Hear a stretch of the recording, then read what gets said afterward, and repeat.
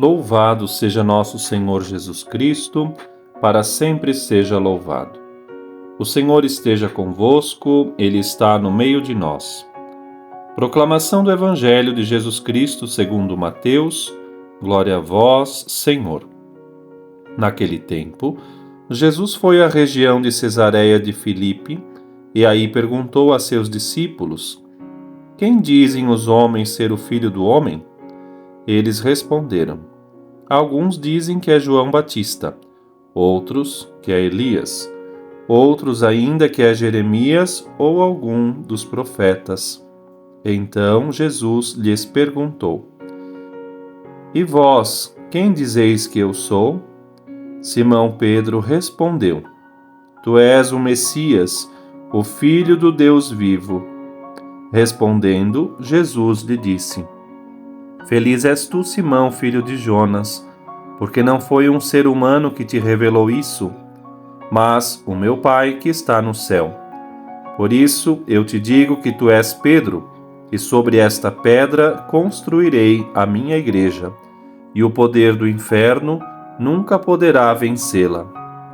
Eu te darei as chaves do reino dos céus. Tudo o que tu ligares na terra será ligado nos céus. Tudo o que tu desligares na terra será desligado nos céus. Jesus então ordenou aos discípulos que não dissessem a ninguém que ele era o Messias. Palavra da salvação, glória a vós, Senhor.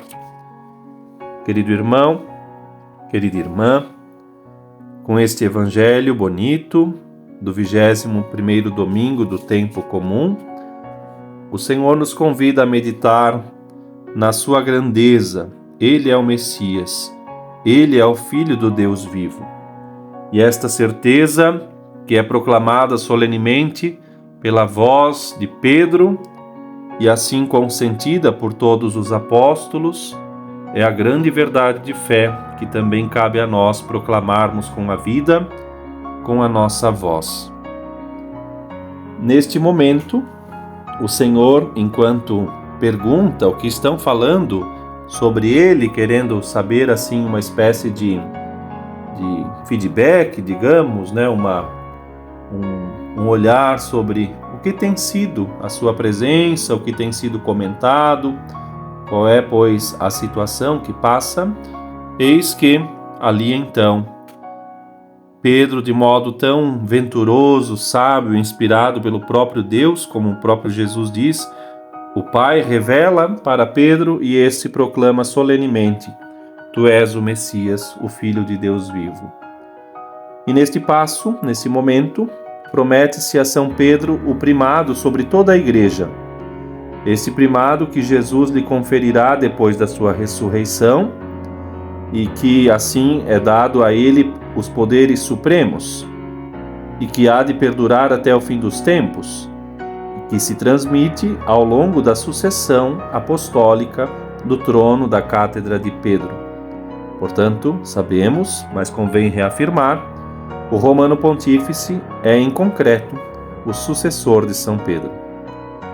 E a doutrina do primado de Pedro e de seus sucessores está amplamente difundida e definida no dogma de fé, pelo magistério da Igreja e proclamado solenemente também ao longo dos séculos. Recorda que este primado está também no sentido da jurisdição sobre toda a Igreja no mundo, conferida a por Cristo nosso Senhor a São Pedro. Tu és a pedra, tu és aquele que, porque proclamou solenemente a divindade de nosso Senhor, pode agora também poder seguir edificando, conduzindo a Igreja de Cristo. Esta Igreja da qual nós fazemos parte e da qual somos muito felizes em assim receber graças infinitas, tem também uma cabeça. E dentro desta cabeça um governo, aquele que inspira e nos faz encaminhar em graça. O que Cristo Senhor, o príncipe de todos os pastores e o grande pastor das ovelhas institui no bem-aventurado apóstolo São Pedro para a salvação perpétua e perene da Igreja, faz então recordar que a obra do mesmo Senhor na Igreja, fundada sobre a pedra angular, permanecendo até o fim dos séculos, nos dá a graça de, como filhos da Igreja, seguir este itinerário de salvação. Por esta causa, vale dizer que a Igreja que está em Roma é a Igreja para o mundo inteiro. E aqueles que querem negar a instituição Igreja, de algum modo também negam a Cristo. A Igreja está para ser exatamente essa que coopera diretamente na propagação da graça, na difusão da Boa Nova do Evangelho de Jesus Cristo. E por isso que então hoje, muito agradecidos, queremos assim recordar a beleza de sermos filhos da Igreja. Filhos desta Igreja que tem a quem chamar de Pai, a quem também nesta terra chamar de Pai, nosso Santo Padre, o Papa, e nele encontrar também o consentimento com a doutrina de nosso Senhor. É preciso ir além e assim então lembrar que mesmo nos conflitos, nas dificuldades que por vezes também padece a Igreja enquanto caminha na terra, não devemos nos deixar pautar pela tristeza, pela dificuldade, pelo desânimo, pela perseguição ou coisa do tipo. Muito mais do que isso.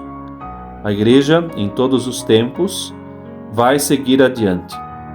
Ela não morre, porque faz parte da eternidade de nosso Senhor.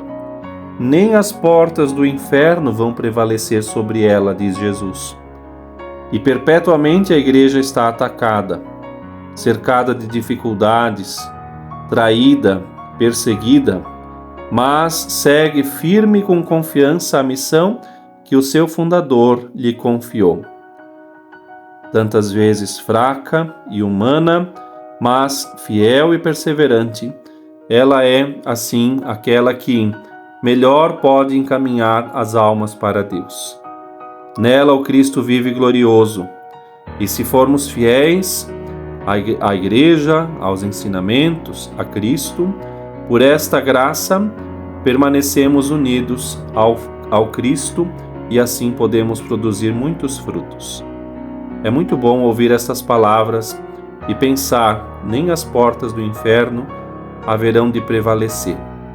Vamos, pois, pedir a graça de sermos bons filhos da Igreja e assim então deixarmos-nos encaminhar e, a exemplo de Pedro, também fazer com que a nossa vida, por meio da vivência concreta da fé, tenhamos sempre a convicção: Tu és Cristo, Tu és o Messias, e na Tua Igreja encontramos um caminho reto e seguro para a nossa salvação. Que Deus te abençoe e tenhas um excelente dia na presença de Deus. Aproveite, se assim puder e desejar, e encaminhe esta mensagem para os seus grupos, familiares e ajude a propagar o Evangelho de nosso Senhor. Deus te abençoe.